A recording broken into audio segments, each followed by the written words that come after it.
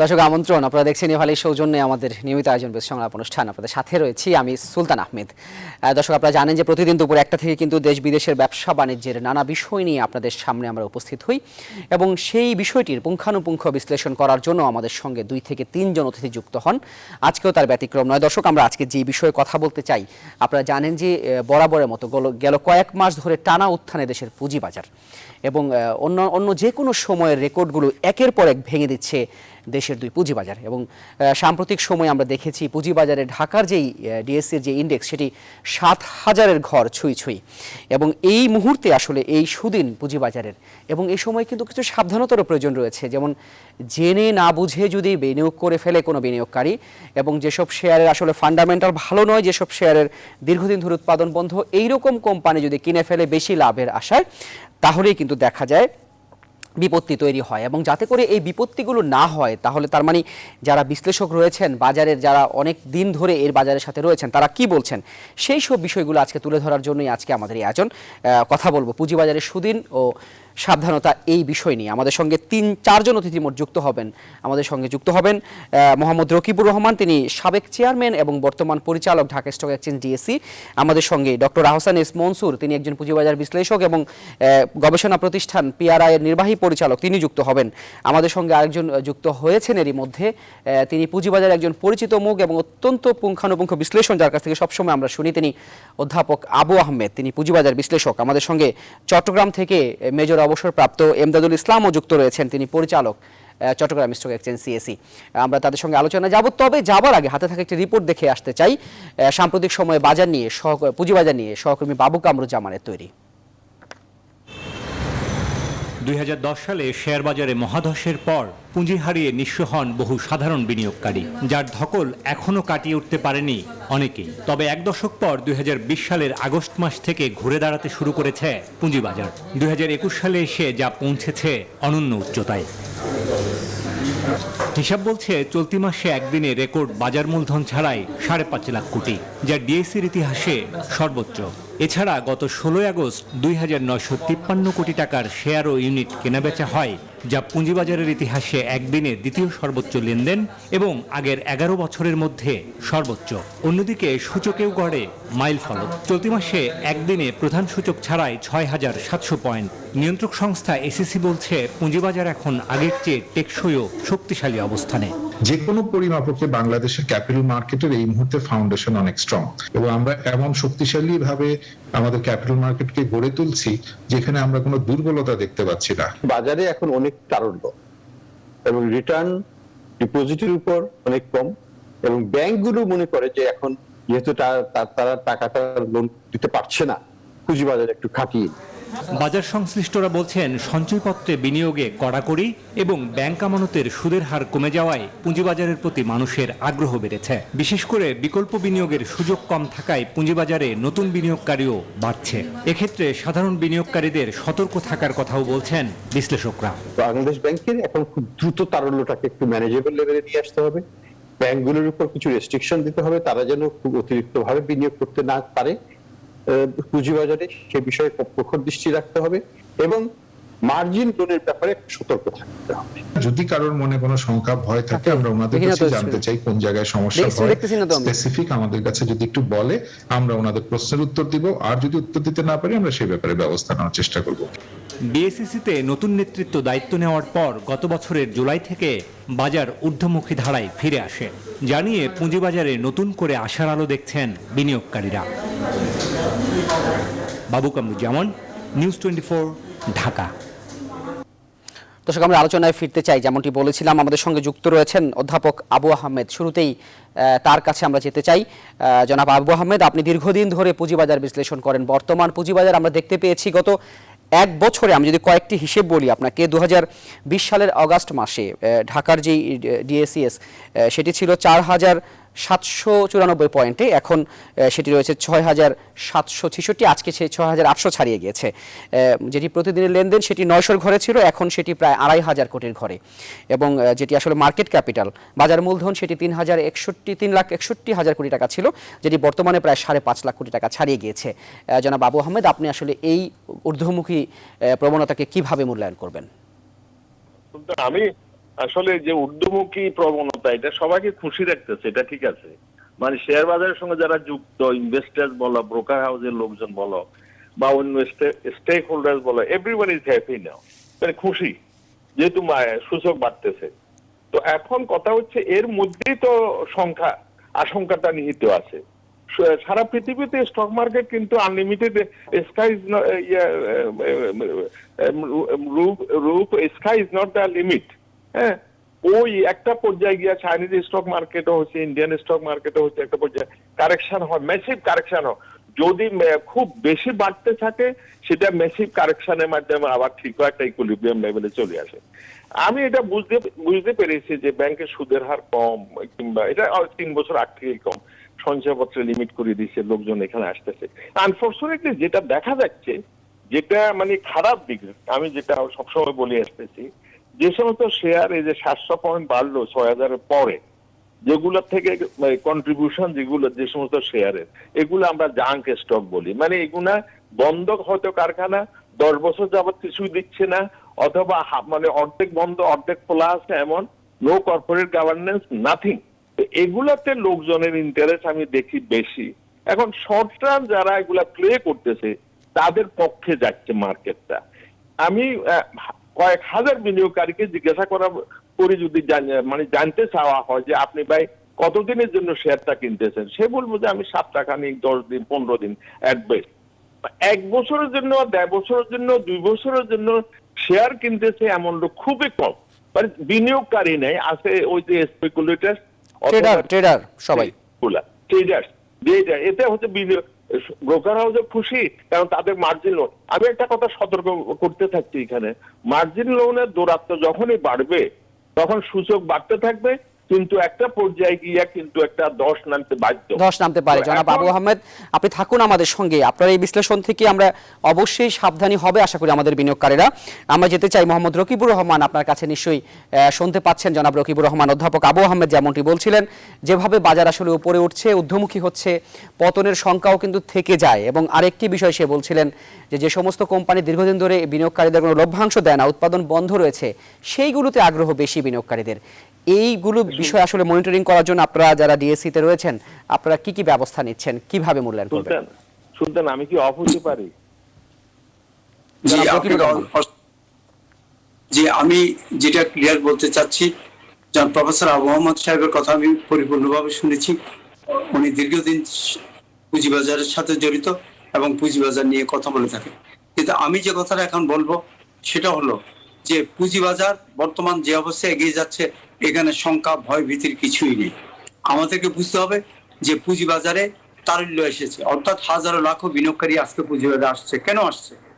এক সময় কিছুদিন আগে আমরা একটি সেক্টর নিয়ে কথা বলতাম, ইন্স্যুরেন্স সেক্টর। এটা কেন বাড়ে, এটা কেন বাড়ে, এটা আনইউজুয়াল বাড়ছে কেন?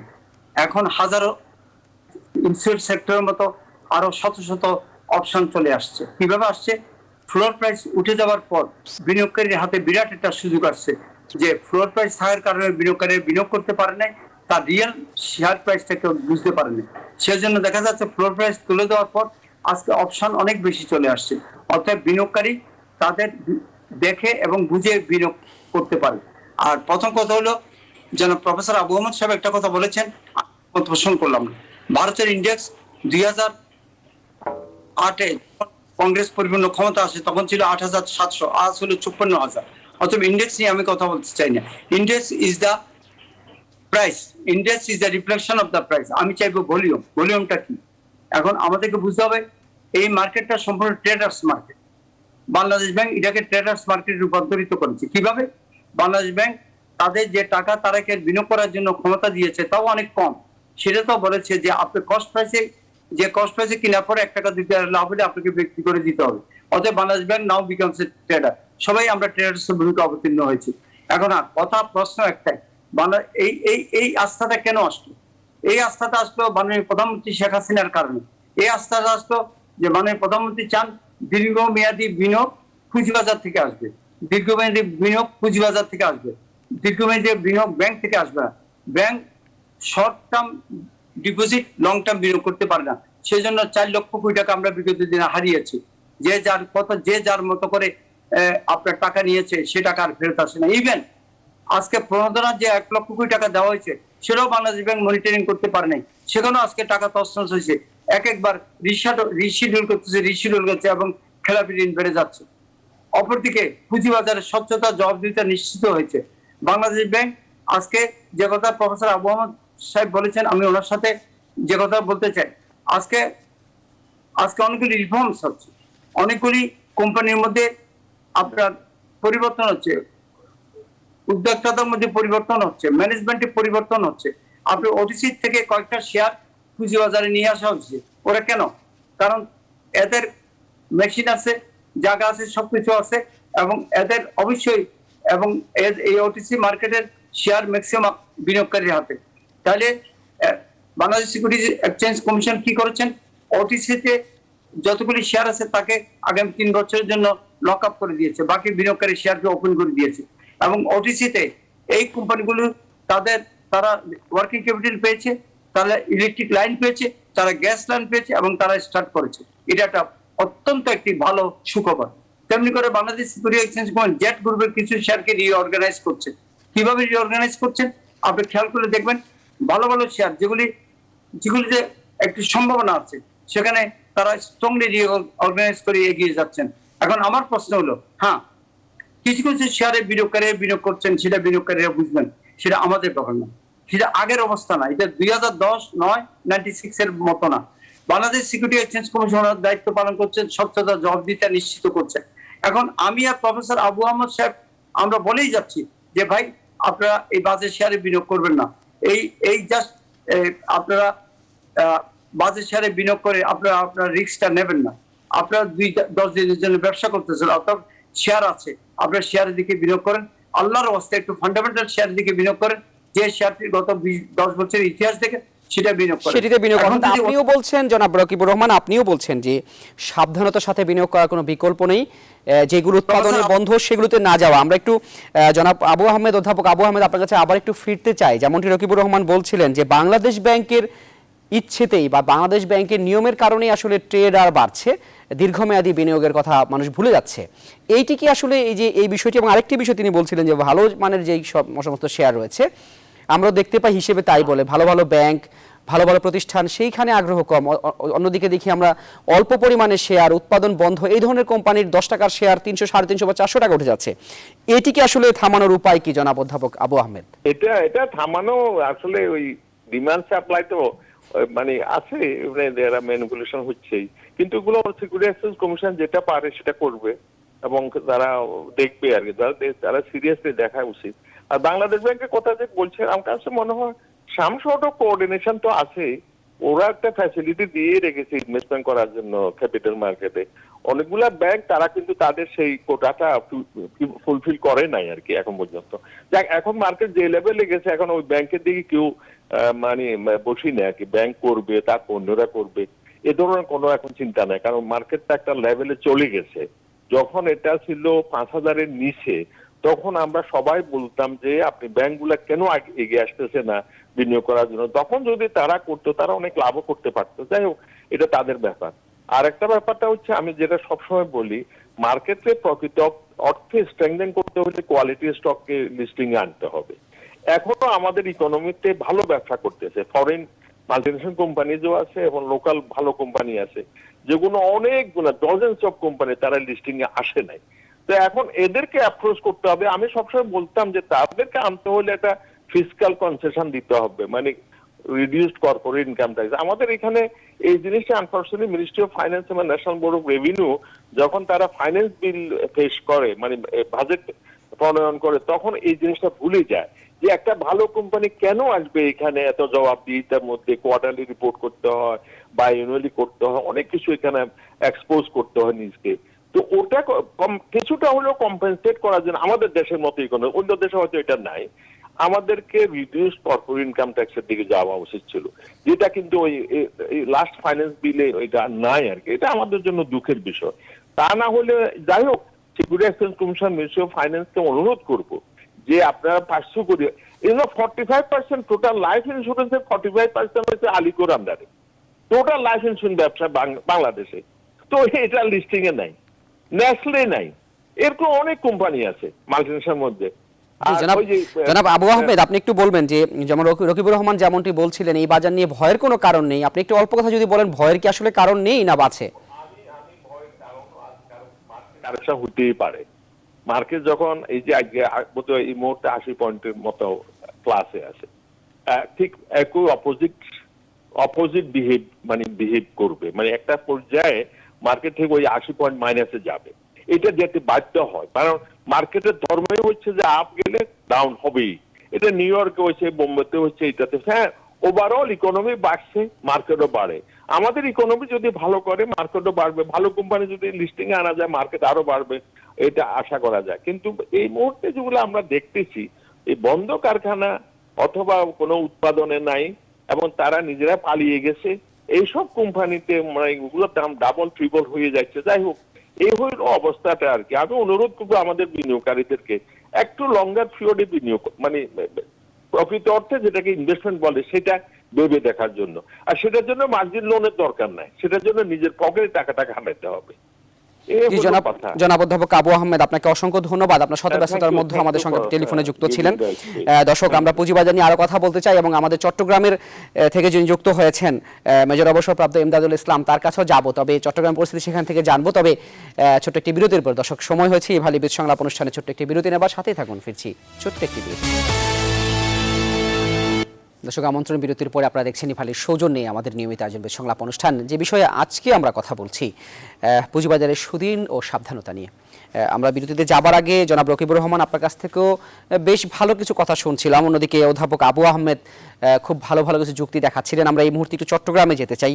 আমাদের সঙ্গে যুক্ত রয়েছেন মেজর অবসরপ্রাপ্ত ইমদাদুল ইসলাম, তিনি পরিচালক চট্টগ্রাম স্টক এক্সচেঞ্জ সিএসি।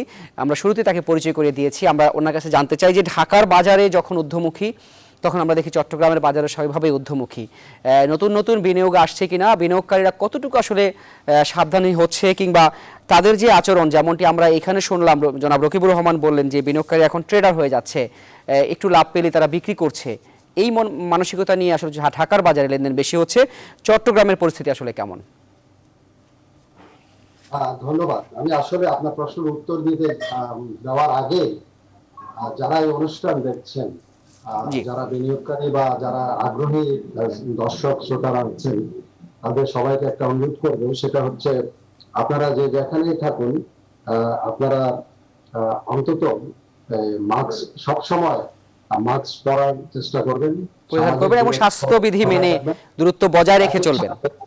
জি, একই সাথে যা যা বিধিবিধান আমাদের স্বাস্থ্য মন্ত্রণালয় থেকে জারি করা হচ্ছে সেগুলোকে আন্তরিকতার সাথে আপনারা রিলিজিয়াসলি এগুলি মানবেন। তাহলে এই যে আজকে আমাদের দেশের অর্থনীতির ব্যাপার আসছে, আমাদের দেশের আজকে শিল্প উন্নয়নের কথা আসছে, আমাদের পুঁজিবাজারের আজকে যে অগ্রগতির কথা আসছে, সেই ধারাবাহিকতা আমরা বজায় রেখে চলতে পারবো।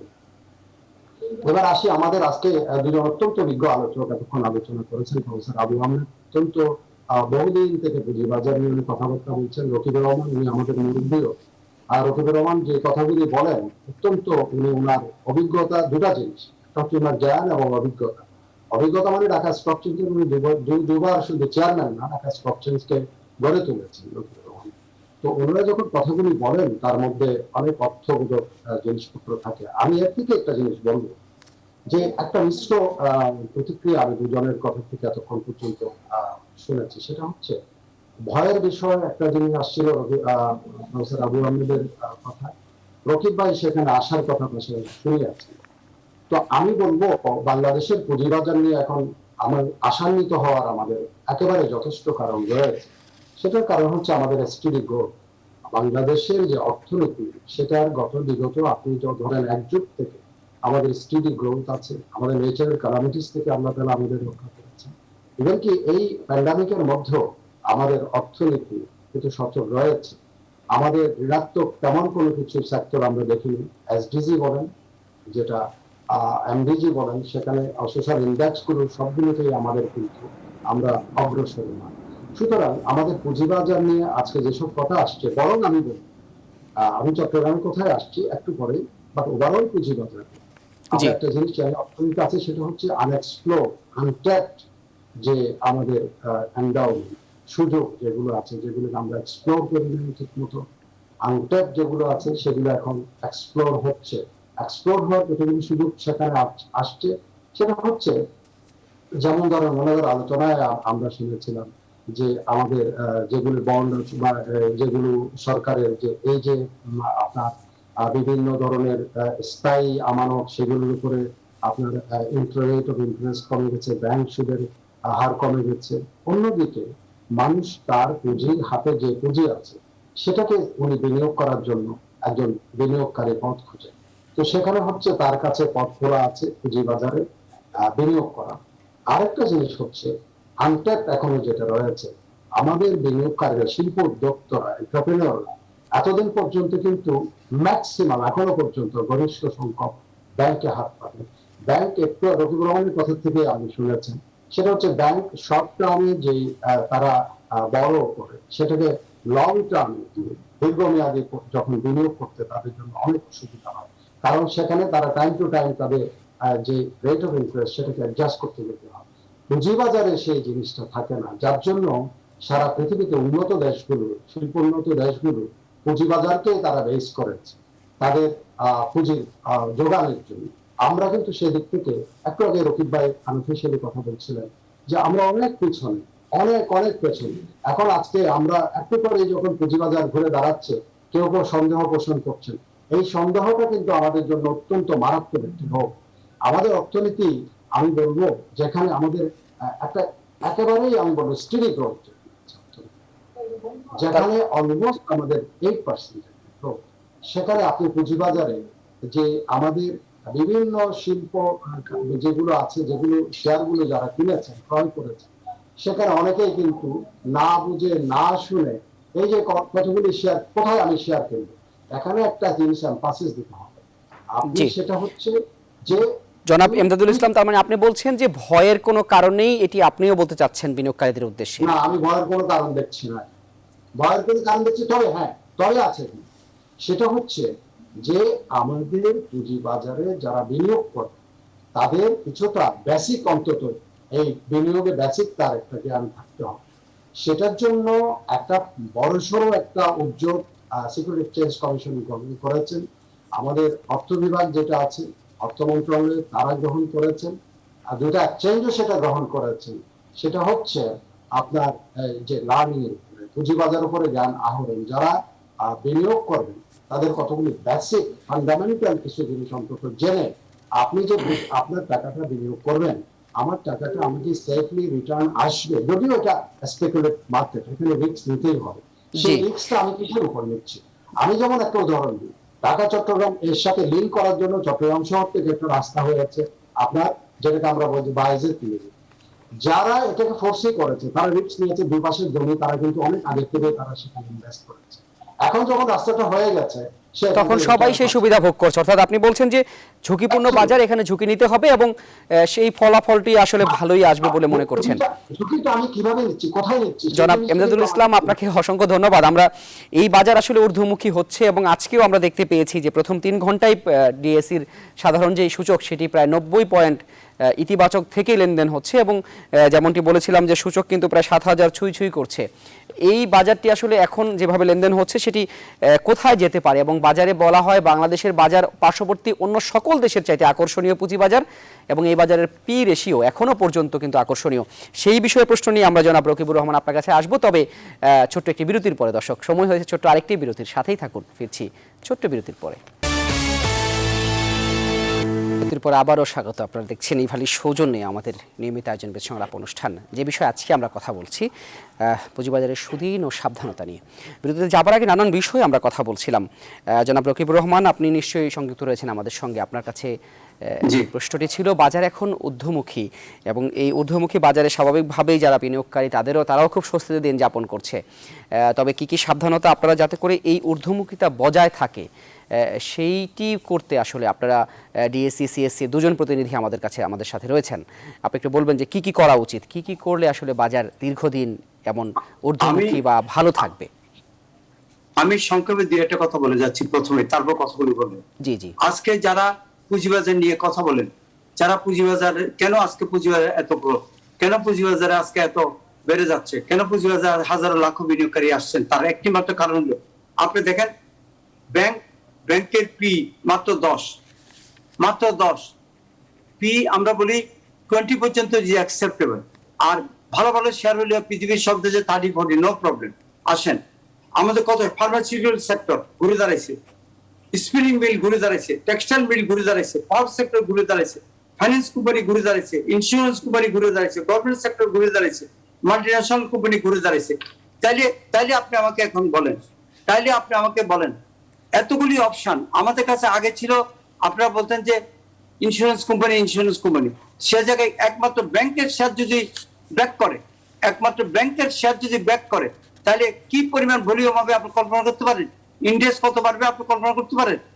আজকে 20 পয়সা 50 পয়সা করে বাড়তেছে, 10 পয়সা করে বাড়তেছে, তাদের ইন্ডেক্স বেড়ে যাচ্ছে অনেক। তারপর আমাদের যে সেক্টরগুলি, প্রত্যেকটা সেক্টরই যে অত্যন্ত, আজকে দেখেন টেক্সটাইল সেক্টর এত কথা ছিল না, আজকে টেক্সটাইল সেক্টর এক একটাতে দেখেন কত বড়, আপনি যে অ্যান্ড্রয়েডে দেখেন তারা করেছে, তারা কত বিনিয়োগ করতেছে। আজকে স্পিনিং মিল ঘুরে দাঁড়াইছে, আমাদের স্পিনিং দিয়ে আমরা এগিয়ে যাচ্ছি। আজকে পাওয়ার সেক্টর ঘুরে দাঁড়াইছে, পাওয়ার সেক্টর আমরা লাভ করতেছি মাশাআল্লাহ। আজকে আপনি দেখেন সরকারি শেয়ার ভালো করতেছে, আপনি শিল্পকরণ প্রত্যেকটাতে আপনি দেখেন ভালো করছে। অপরদিকে আপনি একটা জিনিস দেখেন যে আপনার মাল্টিন্যাশনাল কোম্পানি, এখন মাল্টিন্যাশনাল কোম্পানি সম্বন্ধে আপনি কি বলবেন? আমি যাদের সাথে কথা বলি তারা আমাকে বলে ভাই আমরা লং টার্ম ইনভেস্টমেন্ট করছি এটাতে, অতএব এটা আমরা বিক্রি করবো না। যারা ধরে আছে এটা নিয়ে বসে আছে, এটা কিনতে গেলে বাইরে যায়, অতএব এখানে কমপ্লেন করে কোনো লাভ নেই। আপনি খেয়াল করবেন মাল্টিন্যাশনাল কোম্পানি। তারপর আসেন আপনার গভর্নমেন্ট সেক্টর ভালো করতেছে, তারপর আপনার মাল্টিন্যাশনাল কোম্পানি ভালো করতেছে এবং ইন্স্যুরেন্স কোম্পানি অনেকগুলি ভালো করতেছে। তাহলে কেন বাজার ঘুরে দাঁড়াবে না ভাই? চয়েস তো অনেক বেড়ে গেছে। তার মানে আপনি বলতে চাচ্ছেন যে এই বাজারের আরো সম্ভাবনা রয়েছে, যেমনটি আপনি ব্যাংকের পি রেশিওর কথা বললেন মাত্র 10 এখনো পর্যন্ত। আমরা জানি যে যারা বিশেষজ্ঞ তারাই বলে যে 30 পি পর্যন্ত বাজার থেকে শেয়ার কেনা যায় সেই কোম্পানির। সেই ক্ষেত্রে আকর্ষণীয় অনেক জায়গা রয়েছে। তার মানে আপনি বলছেন এই বাজার ঊর্ধ্বমুখী ভাবটি বজায় থাকা উচিত, এবং সেটি কোন জায়গায় গিয়ে আসলে আপনি মনে করবেন স্বাভাবিক ধারা রয়েছে? আমি উচিত বলছি না, আমি বলছি এটা বাড়বে, আপনি আটকাতে পারবেন না, আপনি এটা বাড়তেই থাকবে, এটা ভলিউম বাড়তে। Index is the reflection of the share price. ভাই বারবার আমি আপনাদেরকে বলতেছি, এটা নিয়ে আমি কথা বলবো না। শেয়ারের দাম বাড়লে ইন্ডেক্সের রিফ্লেকশন হবে, কিন্তু যেহেতু আগে আমার একটা দুইটা সেক্টর ছিল, এখন আমার 10টা সেক্টর এসে গেছে অ্যাট্রাকটিভ, তাহলে প্রোডাক্ট বেড়ে গেছে, প্রোডাক্ট অনেক, অন্যদিকে বন্ড আসছে, আমরা জানি মিউচুয়াল ফান্ড আসতেছে, বন্ড আসতেছে, কত কিছু আসতেছে, হাজারো বিনিয়োগকারী ঢুকতেছে, তারা দেখতেছে এটা তো ভালো জায়গা। এখন আমার কথা হলো, আমরা সবসময় বলি ভাই আপনি 10 লাখ টাকা নিয়ে আসছেন, ভাই 10 লাখ টাকা পুরোটা এখানে বিনিয়োগ করবেন না, হাত জোর করে বলছি আপনারা বিনিয়োগ করবেন না। 50% আপনার সঞ্চয়পত্র বিভিন্ন জায়গায় বিনিয়োগ করেন, আর 50% 5 লাখ টাকা বিনিয়োগ করেন। আর যে লোন যে নেবেন, লোন সুদের টাকাটা যেন আপনি লোনে খেয়ে না ফেলে, প্লিজ আপনি যদি লাভ করতে চান। তার মানে ঝুঁকিপূর্ণ বাজার, আপনি বলছেন যে পুরো বিনিয়োগ যেন এখানে নিয়ে কেউ, অনেক আমরা দেখি বাড়ি গাড়ি বিক্রি করে চলে আসে বাজারে, সেটি যেন কেউ না করে।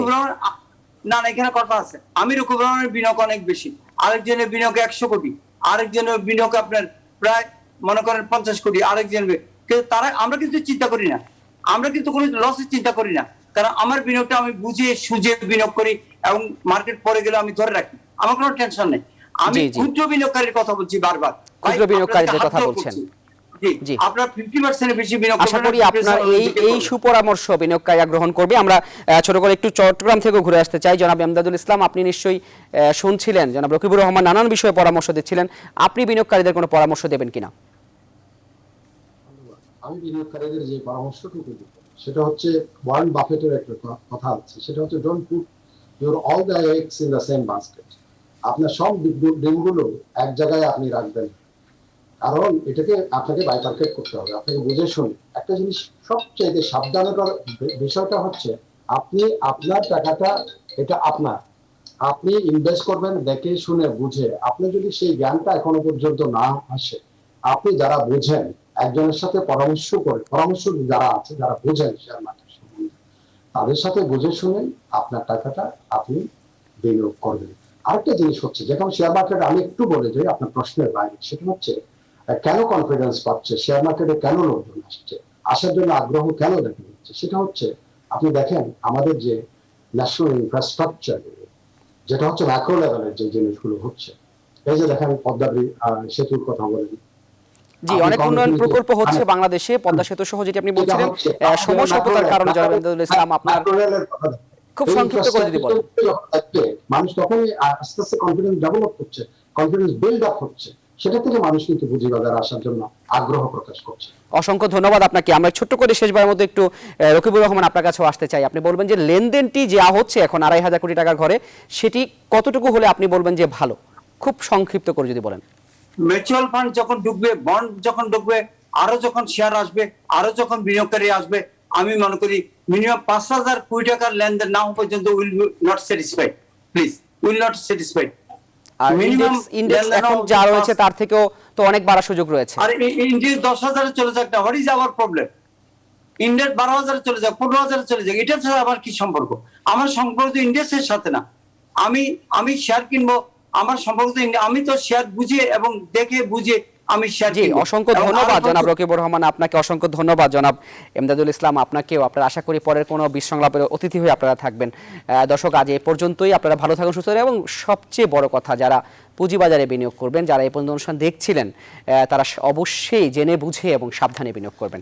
আজ এ পর্যন্তই। ভালো থাকুন, সুস্থ থাকুন। সব খবর সবার আগে পেতে চোখ রাখুন নিউজ 24।